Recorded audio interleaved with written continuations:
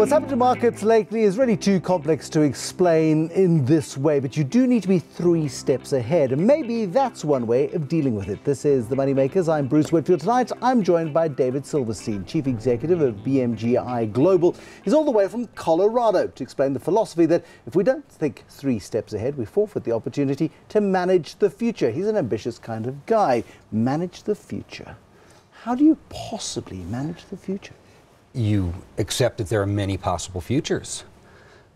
You know, thinking 3 steps ahead it's like playing a game of chess, right? I mean, who wins the chess game? When I'm playing with my 6-year-old daughter, she wants to make one move and she says, "Dad, I know what you're going to do next, so I'm going to move here." And she wants to take my piece, and she's surprised when I move it out of the way. Yeah. And in business, it's always amazing to me that we think about what we're going to go into a new market, we're going to launch a new product, and so rarely do we think about how's the market going to react? How's the customer going to react? How's the competition going to react? How are the suppliers going to react? Every move creates some kind of counter move. And even 1 step ahead often gets left out. But when you think in terms of moves and counter moves and counter moves, well, now you've got lots of different permutations, like on the chessboard, right?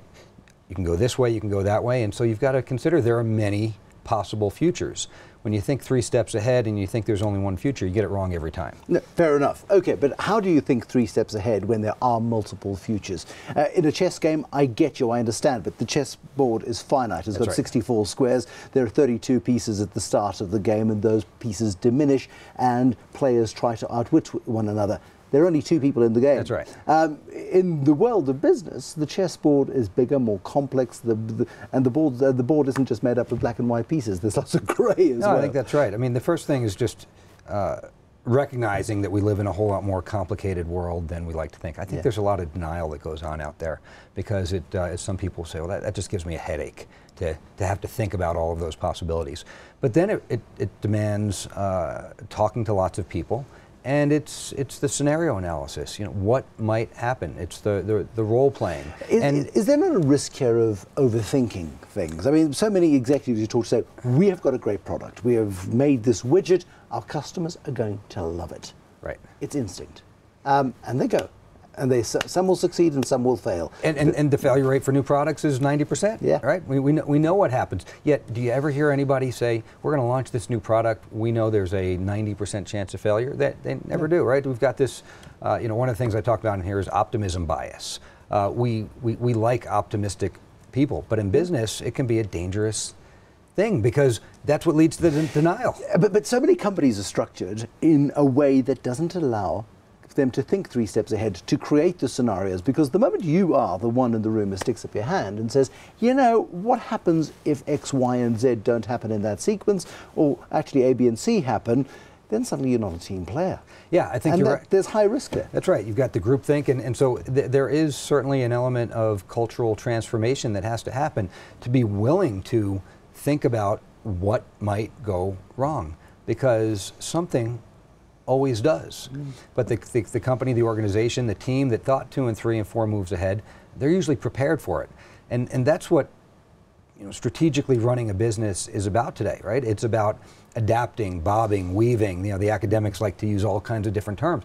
And if you've not educated yourself on what all the different possible futures look like, then when things change or when a customer or a market reacts differently than you expected, you're unprepared to bob and weave. So if culturally you start to think of it as part of the process, it's part of preparation. It's not being negative. It's not being the naysayer. It's not saying I don't have confidence in our plans. It's that I have lots of confidence in our plans and our ability to figure it out as we go. And so now I need to prepare for that. So many people in the world of strategy and business strategy look to military generals of the past, and they look to Wellington at Waterloo. It's 200 years since Waterloo. Right. They look to Bismarck, and they look to Napoleon, mean little man, old Napoleon Bonaparte. They look to Shaka in South Africa and the strategies that he used, military tactics. Right. Are military tacticians the best strategists? Should we have more military strategies when it comes to running businesses? Because there is a world of scenarios. We have to consider everything. That's right. So military planners are very good about thinking about what might happen in the future. But they know from all of those histories you just mentioned that no matter how much planning they do, they will get it wrong, right? I mean, it's a competitive game, and the stakes are very high. what good military planners really recognize is they're not making contingency plans for exactly what's going to happen in the future. The more contingency plans they make, the more scenarios that they play out, the more prepared they are, right? The more tools, the more weapons they have, so they can now create that scenario they didn't envision. They are more prepared. Who is doing the best thinking ahead in the world at the moment, in terms of large corporations? You know, historically, some of the companies that have been very good at this, the oil companies, Shell, BP. I mean, if you look at some of these companies, they're not getting crushed by what is happening by oil in at oil half right the price now. it was. I mean, profits are certainly down, but they're not getting crushed like many of the state producers in the Middle East, for example, who put all their eggs in one basket and haven't diversified themselves and don't plan and don't reinvest other than in just their core. So big oil companies, big energy companies do a pretty good job. Certainly your big conglomerates, you know, Procter & Gamble has been rationalizing its products now for quite a few years, trying to stay focused, read the next changes in the market. GE is going through major changes, right? It was 20 years of focusing on financial services, and now it's really becoming an industrial energy company because they're looking so far into the future. I mean, GE, in many ways, if you think about it, is becoming an energy company. Now, they're not pumping oil, right? They're not making energy, but what GE knows is ultimately all energy comes from one place. All energy ultimately comes from the sun. Yeah. They don't know exactly. Nobody can predict the timing. And what the device is going to look like. This could power my house one day. I mean, that's right. Yeah. That's right. But so I think some of the big conglomerates are doing it well. The energy companies do it well. Certainly some of the big banks, but not many. But is it down to individual leadership, or is it down to organizational culture? One looks at an individual, and you read Walter Isaacson's book of Steve Jobs, for example, who was single-minded. I know what the customer wants. They want this. He's done no research. He doesn't know, but he knew, and he gave us the tablet. That's right. And Steve Jobs got it right.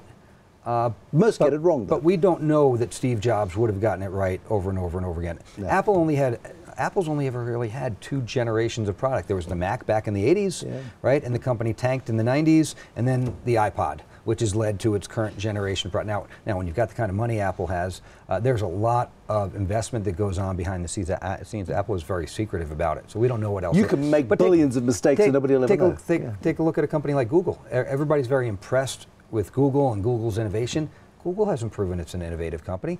Well, they created the search engine, the search engine we all use now, but nothing else is really. They bought Google Maps, right? They bought YouTube, so they're spending their money wisely. But Google Glass, that was a flop. The cars, maybe they're going to be in the car business in the future, maybe not, right? They're not making any money off of that.